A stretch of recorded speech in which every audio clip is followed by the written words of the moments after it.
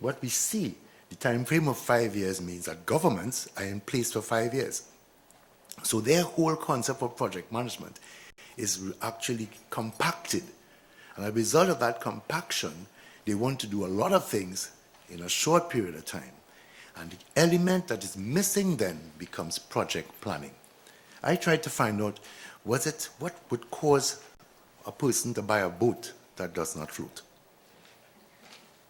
What type of decisions?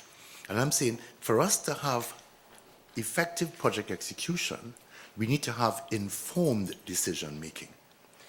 So when you look here, you will realize that quality and the scope of project execution over a timeline carries with it uncertainty.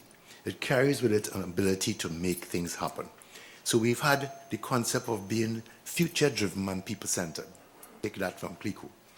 We also have Star Trek, where project management is to go where no man has gone before.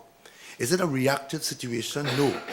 When mankind put a robot, take machine, on Mars, when that machine landed on Mars, the plan was successful. So it shows that effective project planning can deliver the type of results that we want. And here it is, I've tried to give a model of what I believe tomorrow is going to be like. This is your three-dimensional model of the future. The project manager has to do something at the top. He has to have a vision. He has to have the velocity to move things quickly to get there. He has to ensure that his vision is validated by consciousness, validated by some clear understanding of what the people want. And in doing that, he's able to verify that and create value. But for him to sit down and conceptualize this whole future, he needs to come back now and align himself with the purpose. Am I doing what the people want? Is this future that I see a future that can happen? Now, people like Bill Gates, they say that the future is not known to everybody, but it was inspired to them. You have people like Lord Kitchener, who created music that we still listen to. So there's some sort of link in the consciousness level between the concept of the future and what the purpose of projects become. And in doing that, we come back with a design. We need to now three-dimensionalize the future, understand the purpose in terms of customers, and then we have to come back, sit with architects if necessary, and come back with some sort of design. That design feeds into the strategies that will inform project planning. So project planning begins at that inspirational point. If the project manager is not seeing the future, seeing the purpose, and adjusting his concepts and design, any strategy for development is not going to be fruitful. From there, we get into the project planning aspect, where you look at your leadership, your compliance, your competence, and your capacity. And it's when you have defined how we're going to get to the future, then you get project definition.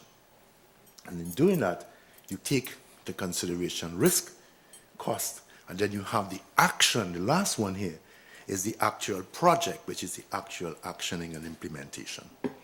So this is the first model, and this is the model that I really want to test in Trinidad and Tobago, because how it works.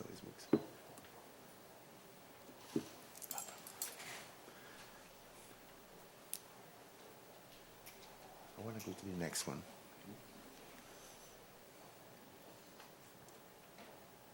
Good. Thank you. So what are the things in terms of conceptualizing the future? What are the things you want to be looking for? I've kind of listed them. I'll run them through quickly, but I need you all to really understand that.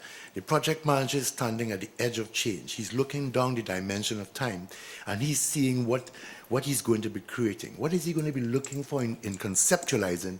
He has to understand the key value drivers. What are the things that would drive value for this project and for the people of Trinidad and Tobago? Then we look at our key success factors. What are the measures of success? What are the things that we indicate to us that we are successful? Is Trinidad and Tobago a successful country? Are we happy with all these buildings that ignores natural light and ignores our natural conditions? What are the key assumptions about the future? Is 2012, 21st of December 2012, is that the end of the world? If we don't believe that, then what are our key assumptions about what the future is going to hold? What are the key resources that we need to really put together to configure the future? What are the challenges that we are facing as a people?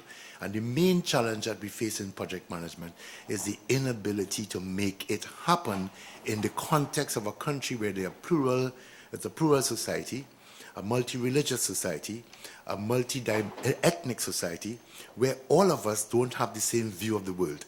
So in a government trying to create projects for the future, they have to take into consideration not the plurality of our needs, but the generic similarity and commonness of ourselves. And it's in that we will find our project execution. And that will indicate our performance indicators, and that will also inform public policy, the things we manufacture, our identification of what is really important to achieve our development objectives. One of the problems that we're facing is that whole concept of economic change. You have the inflation rate, which diminishes your purchasing power. So a dollar right now is only worth 42 cents.